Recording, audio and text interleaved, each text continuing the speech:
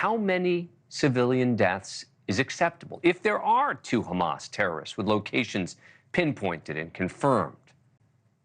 And because Hamas has ensured there are civilians present, what is the number of civilians that make it inappropriate to carry out a mission? Not even this mission in particular. As a means of comparison, take a look at the estimate of civilian deaths in Gaza compared to the brutal 2016 to 2017 campaign to defeat ISIS in Mosul, the second largest city in Iraq. If you accept the numbers from the Hamas-run Palestinian Health Administration, which doesn't distinguish between combatants and civilians, the death toll in Gaza is currently above 35,000. When the total civilians plus Hamas combatants death toll hit 30,000 in February, that was at the same time that Israel estimated somewhere between 10 and 12,000 Hamas fighters had been killed. So if you accept both sides' numbers, both of which have their own issues, that's a ratio of about 1.72 civilians for every Hamas terrorist killed.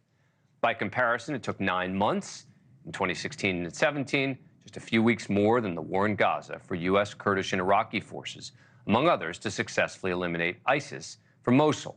It's estimated that during that stretch, 10,000 civilians were killed.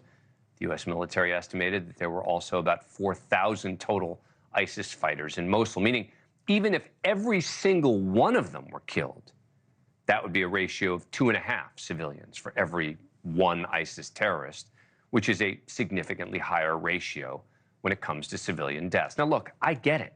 I get that this is a very, very uncomfortable discussion to have, right? I'm going to say, Dan, you're talking about human beings here.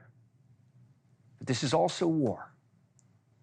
Joining us now is Elliot Ackerman. He's a contributing writer with The Atlantic and a Marine vet who served 5 tours in duty in Iraq and Afghanistan. Thanks very much for coming on the program. Appreciate it. All right, so I get that these are difficult questions. How do we evaluate it? And is there such thing as an acceptable number of civilians to terrorist deaths ratio? Well, Dan, I don't think there is, some golden number that transcends all wars. I think it's important to keep in mind that, war is fundamentally a political action. And so the question becomes, what type of war are you fighting? What are the objectives of the war? And then what level of civilian casualties are acceptable in achieving your objective, particularly the political ends of the objective? And I think what we're seeing right now in Israel is that the civilian deaths that are occurring are undermining their objectives in the war, but that is very much by design. On October 7th, Hamas launched an attack that was designed to provoke a very particular type of Israeli response, and that response was one that was going to put many, many Palestinian civilians in the crosshairs of Israel, thus undermining Israel's support internationally and bolstering support for an independent Palestinian state. And that is basically what's gone on since October 7th. But, I had someone ask me, as someone who tends to be more pro-Palestinian, said to me, are you saying that if there are 2 Hamas fighters in a building and you know that there are 4 civilians also in that building, that you would go in and bomb the building? And I think in a matter of war, the answer in that situation has to be yes. But I'm curious your thoughts.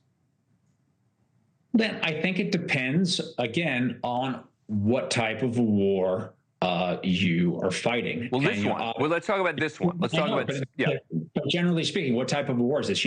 When you have, there's been a lot of analogies made to, the 9/11 wars, the war in Mosul, the U.S. fight against ISIS, and that was a fight that, wasn't a war that was really existential for the United States. I don't think most Americans are walking around feeling like, as goes Mosul, so goes New York City. But there have been times in U.S. history when we fought wars that have been existential to our existence. civilians. I would say the Second World War was certainly qualified, and that was a war in which the U.S. Was quite willing to firebomb cities like Dresden and Tokyo and drop nuclear weapons because the stakes were that high for not only the U.S., but for the allies and for the free peoples of the world. And I think we look back in hindsight, and historians look back and say, you know what, that was given the consequences of that war, that was proportional force, and many, many civilians died. Now, I think it's important to also look at what's going on from an Israeli perspective. And I think if you are sitting in Israel right now, many Israelis feel that this is an existential war for them. And as such, the appetite they have for civilian casualties is much, much higher than we as Americans would have in a conflict against an adversary like ISIS, for example.